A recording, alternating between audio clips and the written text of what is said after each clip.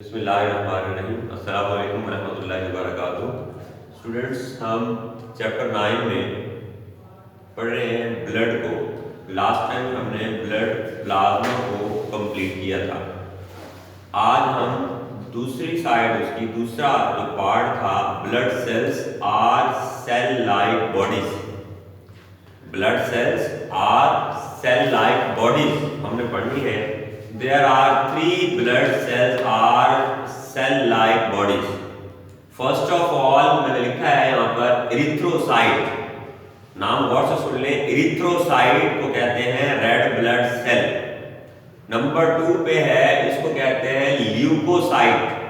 Leucocyte को कहते हैं वाइट ब्लड सेल्स। नंबर 3 पे है थ्रोम्बोसाइट, और थ्रोम्बोसाइट को कहते हैं प्लेटलेट्स। फिर से सुन ले नाम ताकि आपके ध्यान में रह जाए।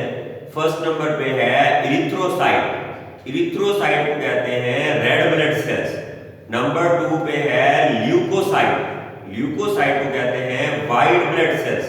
और नंबर 3 पे है थ्रोम्बोसाइट्स, और थ्रोम्बोसाइट्स को कहते हैं हम प्लेटलेट्स कहते हैं। क्या कहते हैं इसको? प्लेटलेट्स कहते हैं। अब फर्स्ट टाइप पढ़ने लगे हम, जिसको नाम दिया हमने बेटे इरिथ्रोसाइट। क्या नाम दिया हमने इसको? इरिथ्रोसाइट। इरिथ्रोसाइट का दूसरा नाम क्या लिखा है? Red blood cells. अब इनके फर्दर फीचर्स हमने पढ़ने हैं। तो पहला फीचर ये है कि they are most numerous of blood cells. पहला पॉइंट है, they are most numerous of blood cells, ज्यादा मिकदार में पाए जाते हैं, जिसको हम कहते हैं तमाम ब्लड सेल्स से। अब तादाद मेल और फीमेल के अंदर इनकी तादाद डिफरेंट होती है। बेटे मेल के अंदर इनकी तादाद जो है 5 से लेकर 5.5 मिलियन पर मिलीमीटर क्यूब, यानी 1 मिलीमीटर क्यूब ब्लड लें तो उसके अंदर 5 मिलियन से लेकर 5.5 मिलियन तक रेड ब्लड सेल हो सकते हैं। मेल के अंदर ज्यादा तादाद इनके अंदर होती है। फीमेल के अंदर 1 मिलीमीटर क्यूब के अंदर इनकी तादाद 4 से लेकर 4.5 मिलियन होती है, 4 से 4.5 मिलियन होती है। अब सवाल ये पैदा होता है कि मेल के अंदर रेड ब्लड सेल्स की तादाद ज्यादा क्यों होती है एज कंपेयर टू फीमेल? क्योंकि मेल के अंदर मेटाबॉलिक एक्टिविटीज जो है वो ज्यादा होती है। क्योंकि इन्होंने फील्ड्स के अंदर भी काम करना है, हार्ड वर्क भी इन्होंने करना होता है, इस वजह से अल्लाह तबारक व तआला ने इनके अंदर इनकी तादाद जो है वो ज्यादा रखी है। एक और इंफॉर्मेशन भी दूं, जो लोग हाई एल्टीट्यूड में रहते हैं, हिल्स पर, माउंटेन्स पर रहते हैं, उनके अंदर रेड ब्लड सेल की तादाद ज्यादा होती है। यहाँ 5 से 5.5 मिलियन है, वहां 7 मिलियन पर मिलीमीटर क्यूब जो है उनके अंदर रेड ब्लड सेल्स की तादाद होती है। इसकी रीजन क्या है? क्योंकि हिली एरियाज के अंदर ज्यादा ऊंचाई के ऊपर जो है ऑक्सीजन की कमी होती है, तो अल्लाह तबारक व तआला ने नेचुरली तौर पर उनके अंदर रेड ब्लड सेल की तादाद ज्यादा रखी है, ताकि जो है वो ऑक्सीजन की कमी को पूरा कर सके। तो जो माउंटेनियस एरियाज के अंदर लोग रहते हैं, उनके अंदर रेड ब्लड सेल की तादाद कितनी होती है? 7 million per millimetre cube. 7 million per millimetre cube. ये एमसीक्यू में बात कुछ चीजें आ जाती है। अब इसने कहा, दूसरा पॉइंट है, जब ये सेल बनते हैं तो इनके अंदर न्यूक्लियस होता है। जब ये सेल बनते हैं तो इनके अंदर न्यूक्लियस होता है, और जब ये सेल मैच्योर होते हैं, जब ये सेल मैच्योर होते हैं, फिर इनके अंदर न्यूक्लियस भी लॉस्ट हो जाता है, माइटोकॉन्ड्रिया भी लॉस्ट हो जाता है, एंडोप्लाज्मिक रेटिकुलम भी लॉस्ट हो जाता है। And before they enter blood, फिर उसके बाद ये क्या होते हैं? ब्लड के अंदर एंटर होते हैं, दाखिल होते हैं। मैच्योर होने से पहले, जब ये मैच्योर होने लगते हैं तो ये चीजें लॉस्ट हो जाती हैं। न्यूक्लियस, माइटोकॉन्ड्रिया और एंडोप्लाज्मिक रेटिकुलम लॉस्ट कर बैठते हैं, फिर ये ब्लड के अंदर एंटर होते हैं। अगर इनकी साख को स्टडी करें तो 95% साइटोप्लाज्म, रेड ब्लड सेल का 95% साइटोप्लाज्म किससे भरा हुआ है? रेड पिगमेंट है, इसको नाम देते हैं हेमोग्लोबिन। रेड पिगमेंट है, नाम है इसका हेमोग्लोबिन। हेमोग्लोबिन क्या काम करता है? ये रेड पिगमेंट होता है बेटा, क्या ट्रांसपोर्ट करता है? ऑक्सीजन को ट्रांसपोर्ट करता है, स्मॉल अमाउंट कार्बन डाइऑक्साइड की भी ट्रांसपोर्ट करता है। रेड ब्लड सेल का रेड कलर क्यों होता है?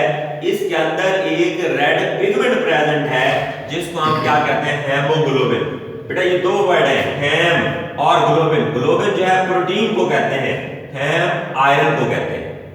हेम किसको कहते हैं? आयरन को कहते हैं। आयरन जो है ये ऑक्सीजन कैरियर पिगमेंट कहलाता है। आयरन जो है ये ऑक्सीजन कैरियर पिगमेंट कहलाता है। तो रेड ब्लड सेल हम कहते हैं ऑक्सीजन लेके जाते हैं, एक्चुअली तौर पर उन रेड ब्लड सेल के अंदर हेमोग्लोबिन का काम है ऑक्सीजन कैरियर करना, ऑक्सीजन को लेकर जाना, ट्रांसपोर्ट करना। स्मॉल अमाउंट कार्बन डाइऑक्साइड की है उसको भी ये ट्रांसपोर्ट करते हैं। इसके बाद 5% साइटोप्लाज्म रेड ब्लड सेल का, 95 तो यहाँ पे आ गया, बाकी कितना बच गया? ओनली 5%। इस 5% के अंदर क्या चीजें होती हैं? एंजाइम्स होते हैं, साल्ट्स होती हैं और क्या होते हैं भाई? प्रोटीन्स भी होते हैं। जब एक दफा ये सेल मैच्योर हो जाते हैं तब इनमें डिवाइड होने की सलाहियत नहीं होती, तब इनके अंदर डिवाइड होने की सलाहियत नहीं होती, फर्दर डिवाइड नहीं हो सकते। तब ये फेजोसाइटोस हो जाते हैं बाय अदर सेल्स, या इनकी डेथ हो जाती है, यूं कह सकते हैं आप इनको। शेप इनकी किस तरह की है? हम कहते हैं बाइकनकेव शेप होते हैं। और इनके बाद जो सेल मेम्ब्रेन है वो क्या होती है भाई? इलास्टिक होती है। शेप इनकी बाइकनकेव शेप होते हैं। और फिर हमने कहा कि ये इलास्टिक सेल मेम्ब्रेन रखते हैं। इसको हम कहते हैं बाइकनकेव की तरह, आप इसको ओवल शेप भी कह सकते हैं। ओवल शेप भी हम इनको नाम जो है वो देते हैं। तो इनका साइज अगर बात करें तो एवरेज डायमीटर इनका 8 माइक्रोमीटर होता है। 8 माइक्रोमीटर, 0.8 माइक्रोमीटर मैंने इसको लिखा है, ये इसका एवरेज डायमीटर होता है। इस स्मॉल डायमीटर की वजह से ये स्मॉल ब्लड वेसल्स के अंदर आसानी से मूव कर सकते हैं। तो सबसे छोटी ब्लड वेसल हमारी बॉडी के अंदर कौन सी होती है? कैपिलरीज कहते हैं इनको। खून की नाली जो है, सबसे छोटी नाली जो है उसको कैपिलरीज कहते हैं। उसके अंदर ये कतार की सूरत में जाते हैं, तो हम कहते हैं बुलेट की फॉर्म में सीधे बिल्कुल ये मूव जो है वो कर सकते हैं। सर स्टार्ट से रिपीट कर दें। एवरेज डायमीटर इनका 8 माइक्रोमीटर इन डायमीटर होता है। 8 माइक्रोमीटर इन डायमीटर होता है। In embryonic and fetal life में, एम्ब्रियोनिक एंड फीटल लाइफ में form in liver and spleen. ये कहां बनते हैं? लीवर के अंदर बनते हैं, जिगर के अंदर, और कहां बनते हैं भाई? स्प्लीन के अंदर बनते हैं। और एडल्ट्स के अंदर जो है, जब पर्सन एडल्ट हो जाता है तब ये रेड बोन मैरो के अंदर बनते हैं। रेड बोन मैरो कौन सी बोन्स है हमारे पास? शॉर्ट छोटी बोन्स है या फ्लैट बोन्स है? छोटी बोन्स है या फ्लैट बोन्स है? जैसे स्टर्नम, सीने की हड्डी जो होती है पसलियों को अटैच करते हैं दरमियान में, इसको स्टर्नम कहते हैं, इनके अंदर बनेगा। या फिर हम कहते हैं रिब्स पसलियों में बनेगा, या फिर हम कहते हैं वर्टिब्री जो बैकबोन के मोरे हैं उनके अंदर बनेगा। लाइफ स्पैन इनका 120 दिन होता है, यानी कि 4 महीने होता है। और इनका काम क्या होता है? जब अपनी लाइफ पूरी कर लेते हैं तब ये ब्रेक डाउन हो जाते हैं। ब्रेक डाउन कहां पे होते हैं? लीवर के अंदर और स्प्लीन के अंदर। फिर प्रोसेस कौन सा होता है? फेजोसाइटोसिस, यानी इनको दूसरे सेल अपने खुराक बना लेते हैं, खा लेते हैं। इसको एक मरतबा फिर देख लें। हम कहते हैं इसमें पहली टाइप है, इसको कहते हैं इरिथ्रोसाइट। इरिथ्रोसाइट का दूसरा नाम है red blood cell. Red blood cell, these are most numerous of blood cell, ज्यादा तादाद में पाए जाते हैं। इनकी तादाद मेल और फीमेल के अंदर अलग अलग लिखी हुई है। मेल के अंदर तादाद 5 to 5.5 million per millimetre cube और फीमेल के अंदर 4 to 4.5 million per millimetre cube, यानी 1 मिलियन का मुकम्मल डिफरेंस है मेल और फीमेल का। फिर मैंने बताया कि जो माउंटेनियस एरियाज के अंदर लोग रहते हैं, पहाड़ी इलाकों में रहते हैं, अल्लाह ताला ने उनके अंदर 7 million per millimetre cube red blood cell की तादाद रखी है, ताकि वहां जो ऑक्सीजन की कमी होती है ऊंचाई के ऊपर, तो ये रेड ब्लड सेल ऑक्सीजन की कमी को पूरा करने में मददगार साबित होते हैं। मैम जब ये सेल बनते हैं तो उनके अंदर न्यूक्लियस प्रेजेंट होता है, और जब ये सेल मैच्योर होने लगते हैं तो तब इनके अंदर न्यूक्लियस भी लॉस्ट हो जाता है, माइटोकॉन्ड्रिया भी लॉस्ट हो जाता है, एंडोप्लाज्मिक रेटिकुलम भी लॉस्ट हो जाता है। फिर ये ब्लड के अंदर एंटर होते हैं। तो रेड ब्लड सेल का 95% साइटोप्लाज्म कंसिस्ट है किससे भरा हुआ है? हेमोग्लोबिन का भरा हुआ है। हेमोग्लोबिन को आप रेड पिगमेंट भी कह सकते हैं। तो हेमोग्लोबिन का काम क्या होता है? ऑक्सीजन को ट्रांसपोर्ट करना, स्मॉल अमाउंट में कार्बन डाइऑक्साइड को ट्रांसपोर्ट करना। बाकी बच गए 5%, 95% में तो हेमोग्लोबिन आ गया, बाकी जो 5% साइटोप्लाज्म बच गया उसके अंदर एंजाइम्स होते हैं, साल्ट्स होते हैं और क्या होते हैं भाई? प्रोटीन्स होते हैं। जब एक तो ये सेल मैच्योर हो जाए फिर इनमें डिवाइड होने की सलाहियत भी नहीं होती। शेप इनकी ओवल शेप भी हो सकते हैं या हमने लिखा है यहाँ पर बाई कनकेव शेप होते हैं, बाई कनकेव शेप। और इनकी जो सेल मेम्ब्रेन है वो इलास्टिक होती है, लचकदार होती है। और अगर इनका डायमीटर लिया जाए तो 0.8 माइक्रोमीटर इन डायमीटर होते हैं। तो ये बहुत स्मॉल डायमीटर है इनका, जिसकी वजह से ये छोटी ब्लड वेसल के अंदर भी सर्कुलेट कर सकते हैं। एडल्ट्स के अंदर ये कहां बनते हैं? रेड बोन मैरो के अंदर। रेड बोन मैरो कौन सी बोन्स हैं? शॉर्ट छोटी बोन्स हैं, फ्लैट चपटी बोन्स हैं, जैसे स्टर्नम है। जैसे कौन सी बोन है बेटे? स्टर्नम है, रिब्स है या वर्टेब्री है। लाइफ स्पैन इनका 4 महीने का होता है, यानी 120 दिन।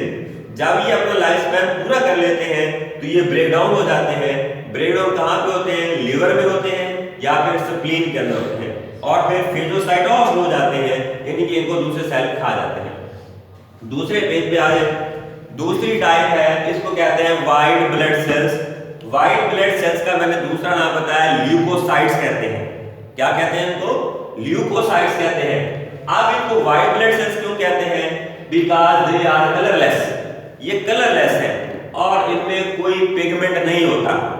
कलरलेस है और इनके अंदर कोई पिगमेंट नहीं होता, इस वजह से इनको व्हाइट ब्लड सेल्स कहते हैं।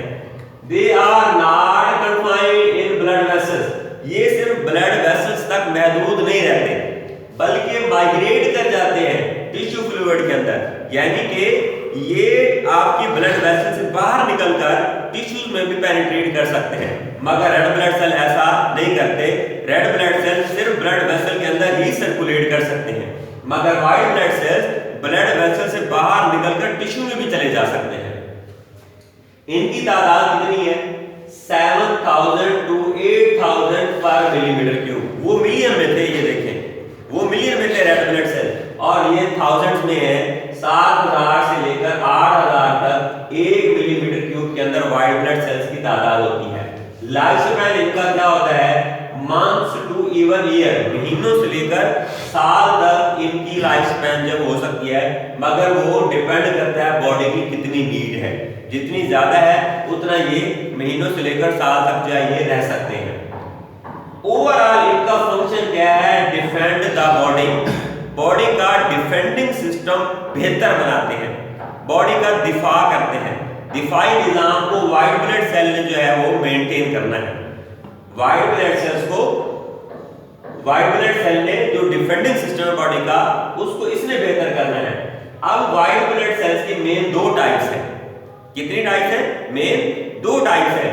एक टाइप को कहते हैं ग्रैन्युलोसाइट, दूसरी टाइप को कहते हैं ए ग्रैन्युलोसाइट।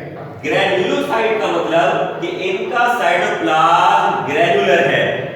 ग्रैन्युलर का मतलब ये दानेदार है। ग्रैन्युलर का मतलब इसमें ग्रैन्यूल्स हैं, यानी कि ये दानेदार साइटोप्लाज्म है, उनको क्या कहेंगे? ग्रैन्युलोसाइट। और ए का मतलब कि इसमें ग्रैन्यूल्स नहीं है, तो इनके अंदर विदाउट ग्रैन्यूल्स जो ग्रैन्युलोसाइट्स होंगे उनको ए ग्रैन्युलोसाइट्स, मतलब इनका साइटोप्लाज्म क्लियर होता है, साफ होता है, इनमें ग्रैन्यूल्स नहीं होते। इस वजह से इसको क्या कहते हैं? ए ग्रैन्युलोसाइट्स कहते हैं। बेटे ग्रैन्युलोसाइट्स की 3 टाइप्स हैं, न्यूट्रोफिल्स, इजिनोफिल्स और बेसोफिल्स। अब इनके फंक्शन सुनते जाएं। न्यूट्रोफिल्स का काम है डिस्ट्रॉय करता है स्मॉल पार्टिकल्स को, स्मॉल पार्टिकल्स को डिस्ट्रॉय करना bye the process of phagocytosis. Phagocytosis का मतलब अगर आप भूल गया है तो हम कहते हैं जो सेल है सॉलिड फॉर्म में चीजों को खा जाता है, इस अमल को फेगोसाइटोसिस कहते हैं। सॉलिड फॉर्म में चीजों को ले तो फेगोसाइटोसिस, अगर याद करें लिक्विड फॉर्म में ले तो पिनोसाइटोसिस हम उनको कहते हैं। तो स्मॉल पार्टिकल्स को डिस्ट्रॉय करना किस प्रोसेस के थ्रू? फेगोसाइटोसिस के थ्रू। और इसिनोफिल्स का काम क्या है, ये इन्फ्लेमेटरी सब्सटेंसेस को ब्रेक करता है और पैरासाइट्स को किल करता है। इन्फ्लेमेटरी सब्सटेंसेस वो ऐसी सब्सटेंसेस जो बॉडी के हिस्सों के अंदर सोजिश लाती हैं, उन सोजिश लाने वाली सब्सटेंसेस को ब्रेक करना और पैरासाइट को किल करना, ये किसका काम है, इसिनोफिल्स का काम है। बेसोफिल्स का काम क्या है, ब्लड को क्लॉट होने से बचाता है, प्रिवेंट फ्रॉम ब्लड क्लॉटिंग, ये ब्लड क्लॉटिंग से बचाता है। क्या काम है इसका, बेसोफिल्स। बच्चे इसमें कंफ्यूज हो जाते हैं, वो इसका फंक्शन ब्लड क्लॉटिंग ये समझते हैं, मगर ये ब्लड क्लॉटिंग से प्रिवेंट करता है, ब्लड क्लॉटिंग से बचाता है। इसको क्या कहते हैं, बेसोफिल्स। इसका काम अपोजिट है प्लेटलेट्स के। प्लेटलेट्स का काम होता है, प्लेटलेट्स का काम होता है ब्लड को क्लॉट करना, बेसोफिल का काम होता है ब्लड को क्लॉट होने से बचा लेना। दूसरी टाइप हमारे पास कौन सी थी, ए ग्रेनुलोसाइट, जो क्लियर जिसका साइटोप्लाज्म होता है। इसकी फर्दर टू टाइप्स हैं, monocytes and B and lymphocytes. B and T lymphocytes. Monocyte का काम क्या होता है, ये प्रोड्यूस करते हैं मैक्रोफेजेस। ये मैक्रोफेज का काम क्या है, ये निगल जाते हैं जरासीम को, निगल जाते हैं इनगुल्फ जर्म्स, ये जरासीम को निगल जाते हैं। कौन, मैक्रोफेजेस। कौन प्रोड्यूस कर रहे हैं, ये मोनोसाइट्स। इसका मतलब ये हुआ कि ऐसे सेल प्रोड्यूस हो रहे हैं, ऐसी चीजें प्रोड्यूस हो रही हैं जो जरासीम को खा जाती हैं। जरासीम को अगर ये खा जाएंगे तो हम बीमारियों से बच सकेंगे। इस तरह बी एंड टी लिम्फोसाइट्स ये एंटीबॉडीज प्रोड्यूस करते हैं, एंटीबॉडीज प्रोड्यूस करते हैं, और इनका काम क्या होता है, जर्म्स को किल करना। एंटीबॉडीज प्रोड्यूस करती हैं और उनका काम क्या होता है, जर्म्स को किल करना, जरासीम को मार देते हैं। तो व्हाइट ब्लड सेल्स को देख ले, हमने कहा कि ये कलरलेस होते हैं, इनके अंदर कोई पिगमेंट नहीं होता, ये ब्लड वेसल्स तक महदूद नहीं रहते, बल्कि ब्लड वेसल से माइग्रेट होकर बाहर भी निकल जाते हैं। और इनकी एवरेज तादाद 7000 से लेकर 8000 पर मिलीमीटर क्यूब होती है। लाइफ स्पैन महीनों से लेकर साल तक हो सकता है, मगर डिपेंड करता है बॉडी की नीड के ऊपर। और ये बॉडी को डिफेंड करना इनका काम होता है। टाइप 2 है ग्रैन्युलोसाइट्स और ए ग्रैन्युलोसाइट्स। ग्रैन्युलोसाइट्स का साइटोप्लाज्म ग्रैन्युलर होता है। इसके फर्दर 3 टाइप्स हैं। न्यूट्रोफिल्स स्मॉल पार्टिकल को डिस्ट्रॉय करते हैं by the process of phagocytosis.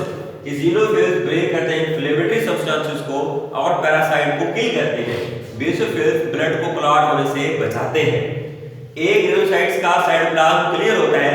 इसकी 2 टाइप्स हैं, एक है मोनोसाइट्स जो मैक्रोफेज प्रोड्यूस करता है और ये जर्म्स को इनगुल्फ करते हैं, निगल जाते हैं, खा जाते हैं मतलब। दूसरी टाइप है बी एंड टी लिम्फोसाइट, ये एंटीबॉडीज प्रोड्यूस करते हैं और जर्म्स को किल कर देते हैं। बेटे थर्ड टाइप है ब्लड सेल्स की या सेल लाइक बॉडीज की, हम इसको कहते हैं प्लेटलेट्स। प्लेटलेट्स का नाम होता है थ्रोम्बोसाइट। प्लेटलेट्स का दूसरा नाम होता है thrombocyte. These are not cells but fragment of large cells of bone marrow. Bone marrow के large cell के fragments हैं, ज़रात हैं, parts हैं, इसलिए इनको हम क्या कहते हैं, मेगाकैरियोसाइट। इनको क्या कहते हैं, मेगाकैरियोसाइट। इनके अंदर कोई न्यूक्लियस नहीं होता और इनके अंदर कोई पिगमेंट भी नहीं होता, ना न्यूक्लियस होता है ना पिगमेंट होता है। इनकी तादाद 2,50,000 पर मिलीमीटर क्यूब होती है, यानी कि 2.5 लाख होगी। 2,50,000 पर मिलीमीटर क्यूब होती है। और लाइफ स्पैन इनका दिनों में होता है 7 से 8 दिन। सबसे कम लाइफ स्पैन जो है वो प्लेटलेट्स का होता है। और इनका काम क्या है, ब्लड को क्लॉट कराना। इनका काम क्या है, ब्लड को क्लॉट कराना, खून का लोथरा जम जाना। काम क्या होता है क्लॉट का, क्लॉट सर्व करता है as temporary seal at damage area. Damage area मतलब जो इंजर्ड एरिया है, जहां कोई जख्म हुआ है, वहां पर ये टेम्परेरी सील के तौर पर काम करता है। ब्लीडिंग को स्टॉप कर देता है, रोक देता है। इसको क्या कहते हैं, हम क्लॉट कहते हैं। खून का जम जाना, लोथरा बन जाना, उसको क्या कहते हैं, क्लॉट कहते हैं। और क्लॉट का काम क्या होता है, टेम्परेरी सील के तौर पर काम करता है। कहां पर, at damage area, at damage area. तो बुक में नीचे जो बॉक्स में बने हुए हैं उनको भी अगर आप देखें कि मैक्रोफेज जब काम करते हैं तो इनके साथ फाइट करते हुए सेल्स की डेथ होती है, उस इन्फेक्टेड एरिया के ऊपर एक वाइट मटेरियल सा बन जाता है जिसको हम पस कहते हैं, जिसको हम क्या कहते हैं, पस कहते हैं। फाइट करते हुए इन सेल्स की डेथ होती है जिसकी वजह से वहां पर व्हाइट सब्सटेंस बनती है, उस व्हाइट सब्सटेंस को हम क्या कहते हैं, पस कहते हैं। क्या कहते हैं उसको, पस कहते हैं। दूसरे बॉक्स में अगर देखें डेंगू फीवर का हवाला दिया होगा तो डेंगू फीवर में उसने बताया है कि नंबर ऑफ प्लेटलेट्स डिक्रीज हो जाते हैं जिसकी वजह से ब्लड क्या होता है भाई, क्लॉट, ब्लीडिंग करता रहता है। जो क्लॉटिंग वाली चीज रुक गई है, कम हो गई है, तो ब्लीडिंग का अमल होगा। वो नोज से भी हो सकता है, वो गम से भी हो सकता है, अंडर स्किन भी हो सकता है। ये डेंगू फीवर की सिम्टम्स के अंदर भी ये क्वेश्चन जो आ सकता है, क्योंकि बोर्ड में डेंगू फीवर से भी एक क्वेश्चन आता होता है, तो यहाँ से ये सिम्टम आप उसके अंदर जो ऐड कर सकते हैं। तो आज हमने जो है ब्लड का टॉपिक जो है वो मुकम्मल कर लिया। लास्ट टाइम ब्लड प्लाज्मा पढ़ा था, आज हमने ब्लड सेल्स मुकम्मल कर लिए। थैंक यू जी। अस्सलाम वालेकुम व रहमतुल्लाहि व बरकातहू।